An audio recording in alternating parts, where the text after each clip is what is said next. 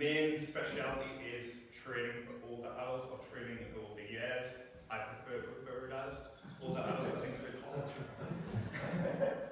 There's one thing I just want to kind of mention before we start. It was something that I saw the other day that I thought would be perfect for this.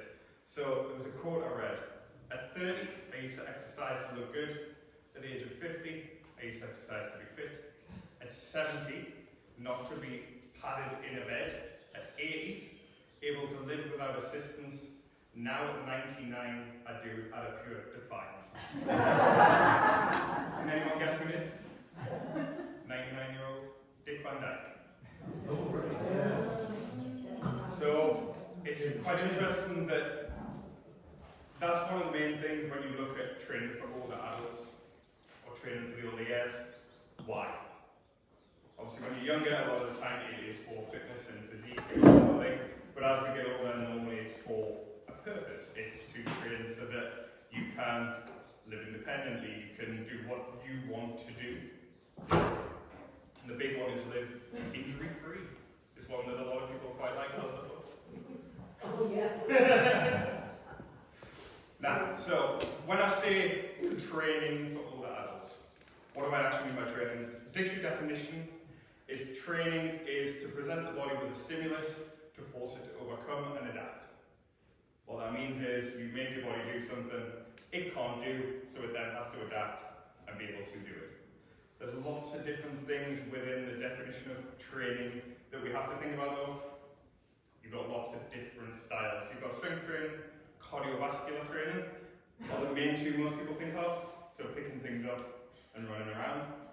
But you've also got coordination, which is quite a big one, flexibility, and mental training, or how you keep your mind active.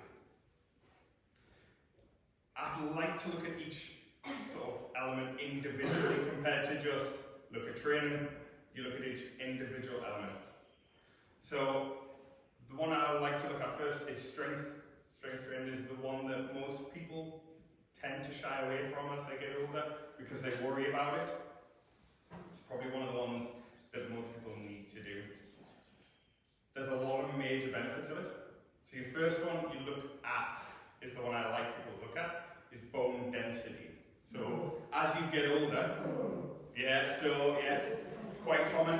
A lot of people as they get older, bone density will be something that they struggle with, and that is natural. As you get older, bone density does reduce. You can help actually increase bone density, but at least maintain bone density with strength training. What it does, if you imagine, easiest way to think about it, best one to look at is top of your leg.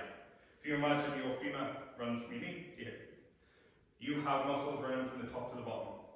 If you force those muscles to get stronger, if you think of it as an archer's bow, if you've got a muscle at the top and a muscle at the bottom, if that muscle gets stronger, the bone if it's not strong enough, will bend. So the muscle and the bone will sort of strengthen together, so it is a big one.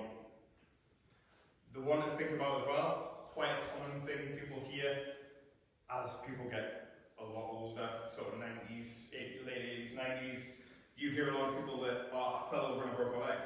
A lot of the time, actually, if you look at it, the hip of the leg gives out, the bone literally breaks, and then they fall over. So it's very strange. It's normally actually the other way around that you find those things help. Then obviously, you look at it from the actual muscles themselves. If you look at strength training, you increase skeletal muscle strength, so the muscles in the body.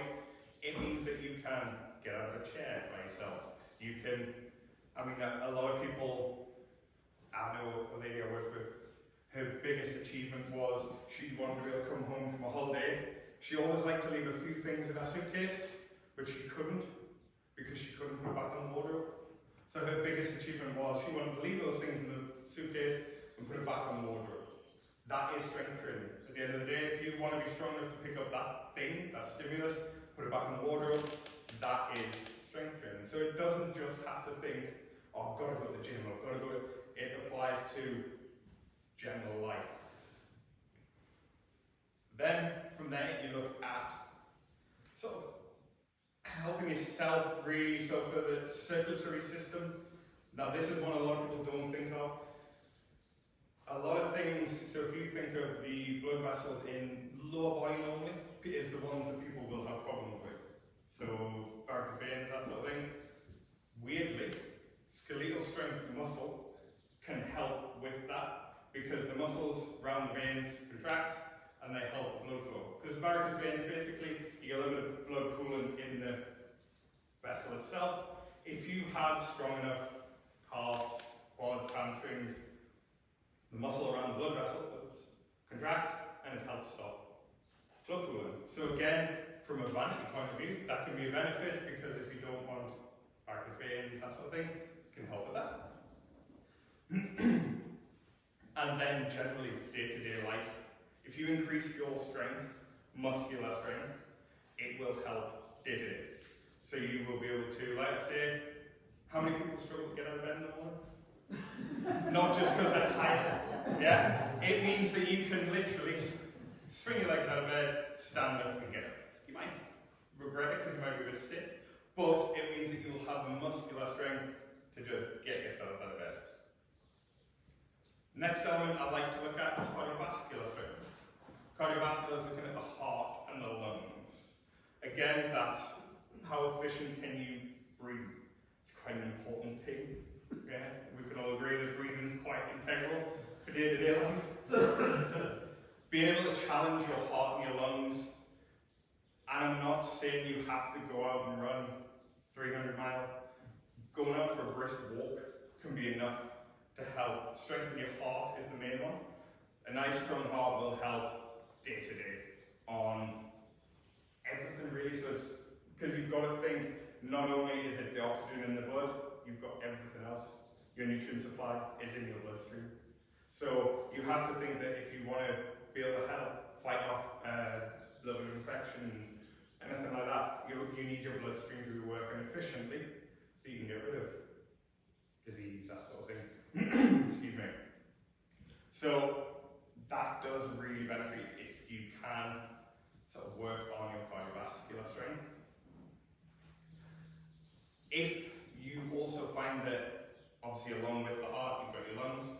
If your lungs are working efficiently, you're not finding that it's something you have to do quite regularly. Yeah? Just breathing day to day can really benefit you.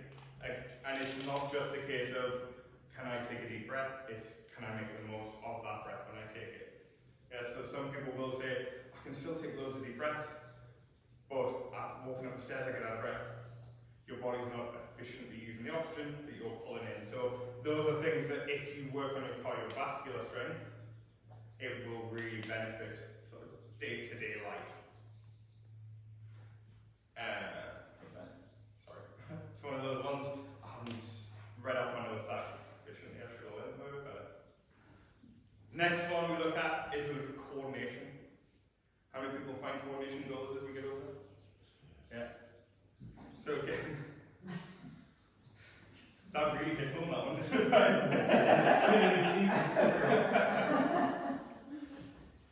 So that is one, a little test. Try it when you get home tonight. When you go to bed, when you're brushing your teeth, try to stand on one foot and brush your teeth. Harder than you think. Because you brushing your teeth from side to side on one foot is way harder than you think. Now, obviously, when you look at coordination, you're looking at two elements. So it's not just coordination as in moving your body around. You look at your balance. Again, as we get older, balance is affected. It's not just skeletal or muscular strength, it's how comfortable are you literally just standing still. Now again, obviously some things can affect that, sort of in a ear, that sort of thing can, and that's not really something you can stave off. You can sort of help balance out your inner ear and things like that, but general coordination and balance is something you can work on.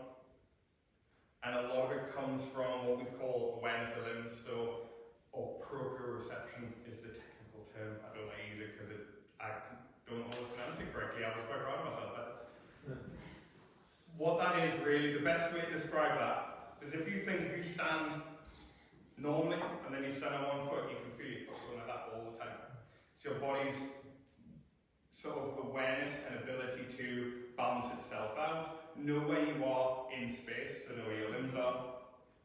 A good example is if you go and watch the cricket here, some people will find it very, very comfortable to just stick a hand out to catch a ball. Some people will really have to think about it.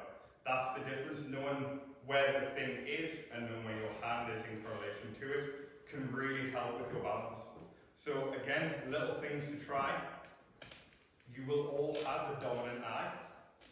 So again, something to try. Just when you sort of, once you go home, try and stand on one foot, close one eye. Now that's my dominant eye. I can stand quite naturally with that. If I close that one, that'll actually put me off balance. So it's strange how just literally opening one eye and closing one eye, it's something you can do to help work on sort of your balance and your coordination. Next one is the one that I find, as people get older, is the one they're most comfortable working on personally. Flexibility and mobility, or yoga and Pilates, which is a lot of people, it's the more common one that people like to do as we get older, mainly because people look at it and go, oh, it's nice and slow and it's nice and, so a lot harder than it looks. I personally think working on your flexibility really does help. Mobility as well. Now, flexibility and mobility are two completely different things. Flexibility is the ability to literally reach down and touch your toes. Mobility is your ability to move a joint while potentially, a good example would be picking up a jug of water out in front of you. The mobility of your shoulder is how far you could lift that load. So one's traditionally loaded, one's normally unloaded and looking at range of motion through a joint. Mobility looks at stability and sort of ability to move through for a joint. Again, those are two that I would really recommend working on if you can, mainly because especially if you are working on the other elements of it, so if you're working on strength training, coordination, what you will find is that flexibility is the big one, because that's the one where it potentially causes injury. A lot of people I speak to, shoulders are quite a common one. So I knocked the cup off the bench and I'm like, let me grab it. Oh, I really hurt my shoulder. Because you haven't got the flexibility to just throw your hand out. People struggle with that sort of thing, so that's where it's the main thing with flexibility and mobility is injury management or injury prevention is the big one. Especially as we get older, because obviously the body takes a little bit longer to recover. So flexibility and mobility is quite a big one as well. The final one, as an element I like to look at, is mental training. Now again, this is one that some people completely disregard, especially from the sort of fitness industry. A lot of people don't look at the mental side of things. And I don't mean, so when I say mental training, things like doing a crossword, things like testing your memory. Like, how many of you have to write a list to go to the shop? Yeah, that's quite a common one. And I'm going to say now that I have to write a list when I go to the shop. Yeah, so it's being able to remember a list off the top of your head and keep that in your head for more than 30 seconds. It's harder than you think. So things like crosswords, things like, I can't stand them, but Sudoku, I cannot work it out. I really can't do it. I've tried. I've sat for ages and tried. I cannot do them. But anything like that that will sort of mentally challenge yourself really does make a difference.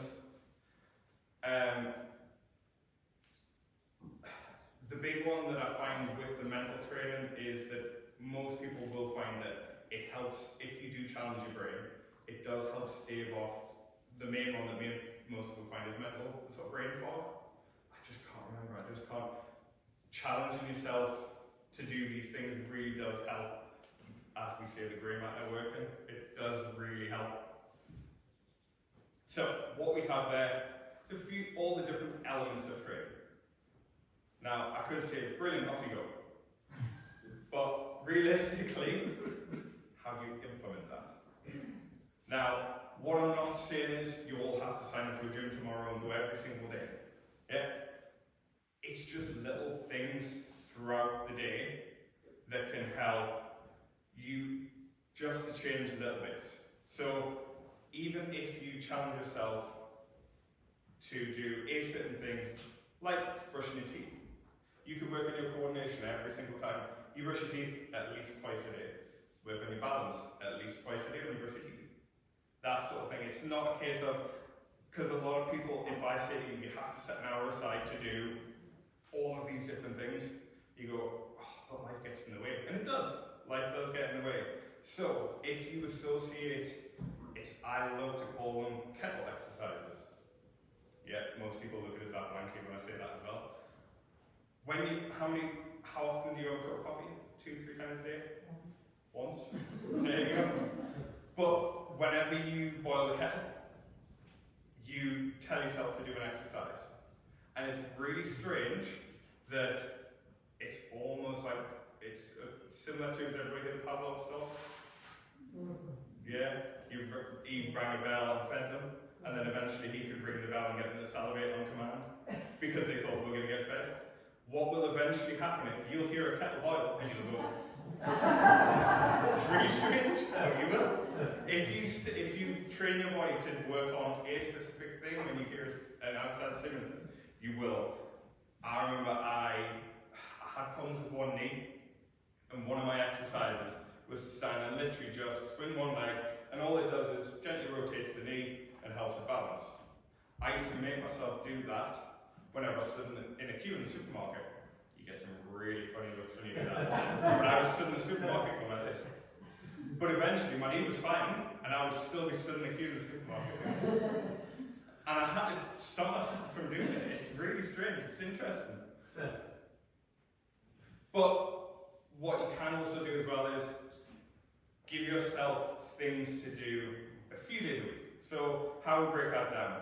Again, you're not going to look to do 45 minutes of strength training 3 times a week. Why not do 5 minutes, 5 days a week? And that doesn't have to be going to the gym. It doesn't have to be going out for a walk. That can be literally just working on your fundamental movements. So your squats, lifting something above your head, and lifting something off the floor. Those some things can be absolutely anything as well. If you are, a good example, if you're a keen gardener, most of you will have to pick up a grow bag. There you go, that's your load for whatever you want to do. Make it something that you have around the house. Because the more you go, oh no, I need to go and get that to do my exercises. I need to go, even for some people, I need to go and put my trainers on. If you put something in the way to you being able to do that training, then you're less likely to do it. That's just generally life. The more obstacles you put in your own way to do things, the more you will not want to do it. Especially if it's something you go, I don't really want to do it anyway. Yeah? So, the other thing you can do, find somebody else that wants to do something similar. And again, you don't have to meet up. You don't, especially with today's modern technology, you don't have to meet up. FaceTime is a brilliant thing. Yeah? If you both want to work on your strength training, and you've got something that you both want to do, when your phone pings and the FaceTime call comes through, you go, well, I'm going to have to do it now. And you keep each other accountable. It makes a big difference. Same as sort of the cardiovascular training. Now, people panic when I go, you need to work on your cardiovascular training. Again, you don't have to go for a run. Yeah? A walk that takes you to a point where you're not comfortable having a full conversation. Every sort of 3 or 4 sentences you have to go and reset yourself. That's as fast as you need to be walking. It doesn't have to be a massive brisk walk that you cover miles and miles on. It could be the metro centre is a good place to go for a walk if you really just want to go for somewhere inside. Yeah? It's trying to find the big thing for that one. Find somebody or borrow somebody's dog. If you really want it, I'm sure somebody will lend you their dog to take for a walk. It's surprising finding that stimulus outside to help you want to do it. Really will help. The coordination one, as I said, try and find a stimulus that works for you. So if you can find something that like I say, brushing your teeth, boiling the kettle. Again, it's just making sure that every time that thing happens, that you work on it. It almost becomes second nature, and then day to day, and those things will become easier. What you are looking for, so with those, as I said earlier, the stimulus that you're looking for, the idea is that your body adapts, and actually, you need to change that stimulus a little bit more. So, if you're working on a cardiovascular training, best thing I recommend you do is, roughly when you get home, just have a notebook somewhere and write down roughly what walk you did, how long you were out for. Because what you'll actually probably notice is you go a little bit further every single time. Or you actually thought, you get home and you go, I did that a little bit quicker than I did last time. And actually I feel fine. Because your body will start to adapt and it will overcome. But it will also go the other way. So if you don't, your body will just naturally regress. Because your body it's a strange one. Your body fights itself a lot of the time. It is after what we call homeostasis. Homeostasis is using as little energy as physically possible, and just, if your body had its own way, it would have a little bit of a feed tube and you'd all lie still. Yeah? You'd get a little bit of food, and what you need to do is just challenge yourself a little bit. It doesn't have to be a massive sort of challenge, it can just be a little bit that helps you. The biggest thing I see when people do start to implement little things like that is the two big ones that got me into working with older adults, and are the two that I like helping people with, are dementia. It's one that you can actually, I'm not saying you can reverse it at all. Sadly, a lot of times you can't, but you can help slow it down, weirdly, because you're keeping the brain connections going, so it does really help. And I used to go and see somebody in an old people's home. I used to go and, to be fair, I used to go and see a group, but there was one old man I used to go and see, and literally I used to sit and talk to him for half an hour. He used to have football on the telly, he was a Sunderland fan. That's his problem. But literally we used to sit and kick a tennis ball backwards and forwards, and then we'd throw it backwards and forwards.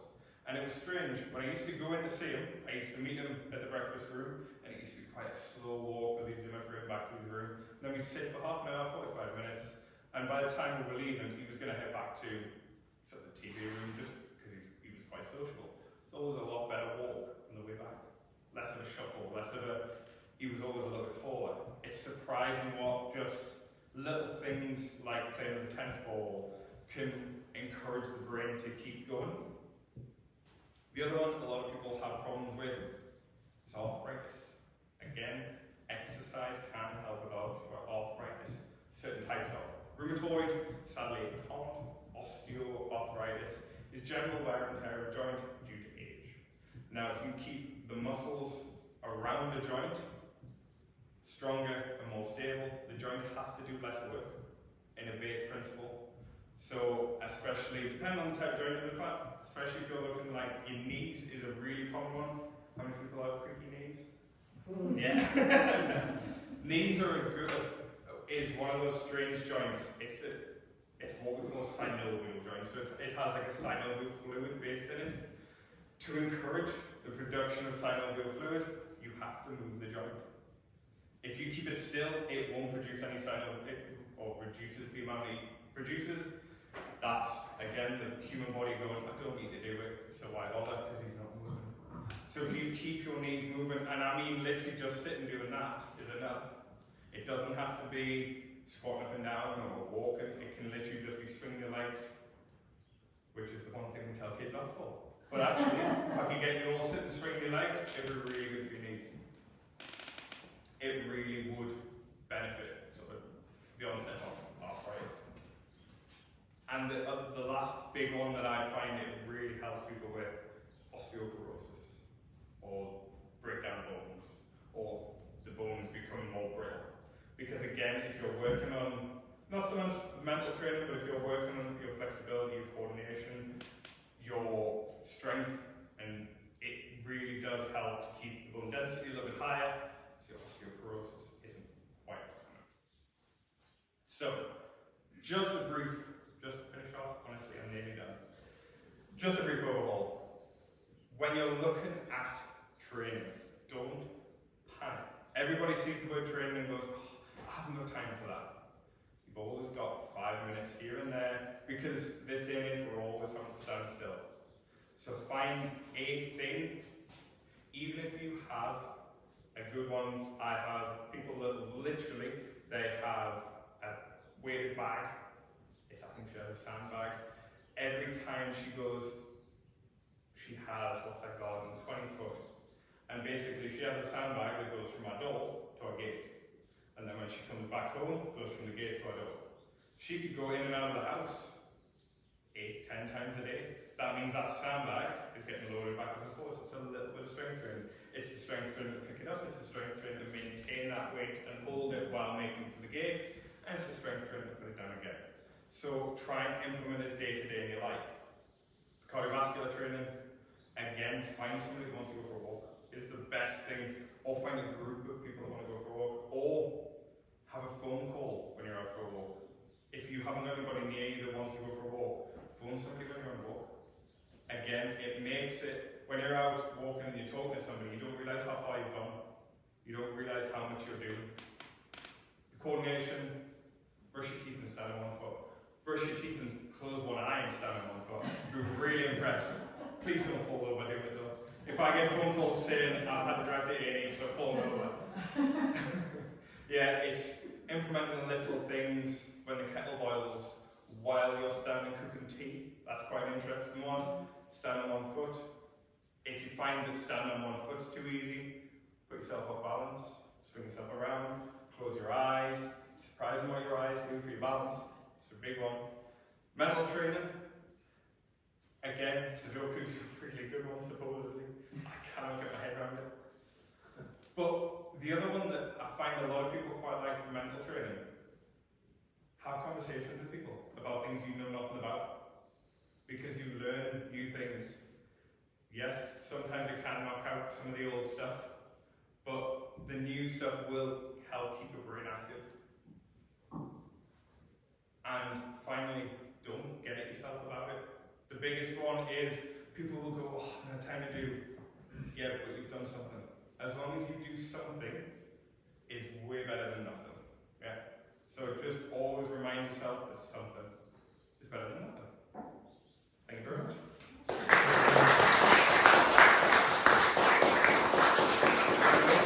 Do we have any questions? How do you get your ankles moving in the morning? What's the best way when you get out of bed and your ankles are still asleep, but you won't? And you get out and it varies from morning to morning. Yeah.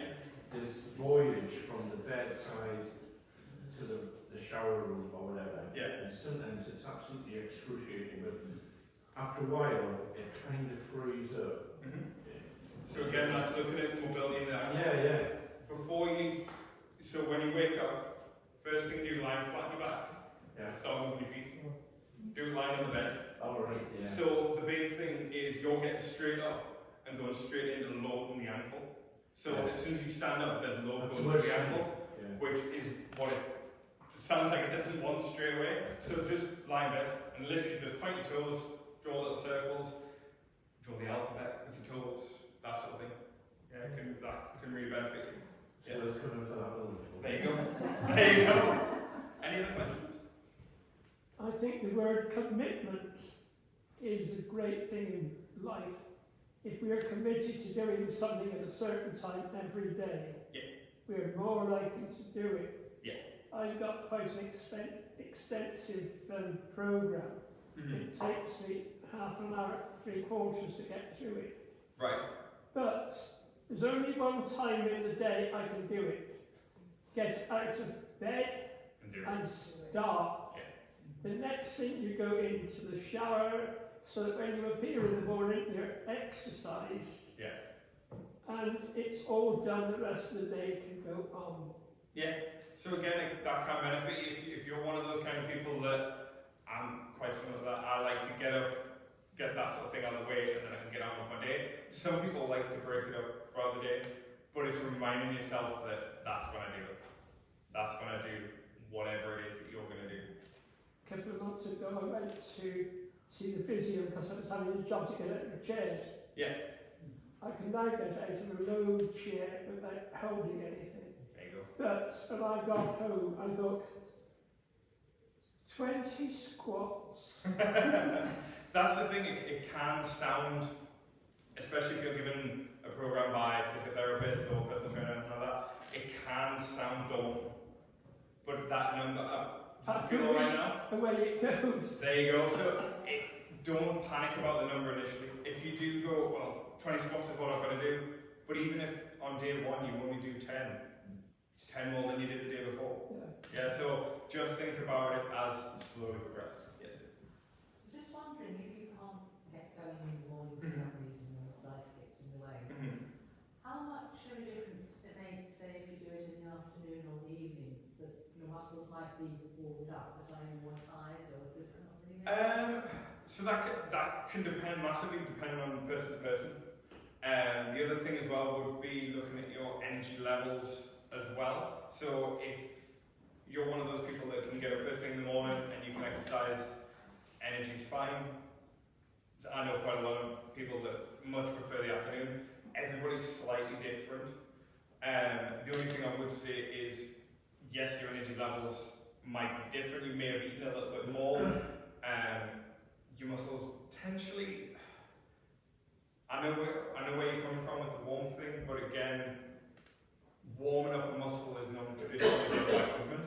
So unless you've been out for a walk all morning, yes, you would warm compared to getting up first thing in the morning, but realistically, it's not going to make that much of a difference. Flexibility is where you would see the difference more than coordination and your cardiovascular strength. Your flexibility, just because you've been moving for a little bit longer, your flexibility might be better in the afternoon. But again, everybody's slightly different. Anybody else? Is it true that your feet get further away from you as you get older? Feels like it, doesn't it? Yeah, you get the sort of, oh, I've got a further away this morning. I mean, Also, your feet become your larynx because the involuntary noises, the verbals of bending over. There's a one for bending over, there's There another is. one when you come back yeah, up. there is normally. song? I mean, I'm going to make it feel even worse. As you get older, they actually get closer. So it's a mental problem. It is. I think the mental thing though, when you're exercising is true Yeah. as well. So even if you're not doing the mental training, if you're doing some form of exercise, that stimulates your mind anyway and makes you feel better. And obviously, with exercise, you're also getting endorphin rush and that sort of thing. So it's a natural sort of feel good, which is a big one as well. Which is why a lot of people exercise generally. Endorphins are a brilliant thing. It's a natural drug that will make you feel better. And like I said, no matter what time of the day you do it, it's going to make you feel better and sort of more energized no matter what, unless you've actually really knackered yourself with the training. But to be honest, you'll always feel a little bit better after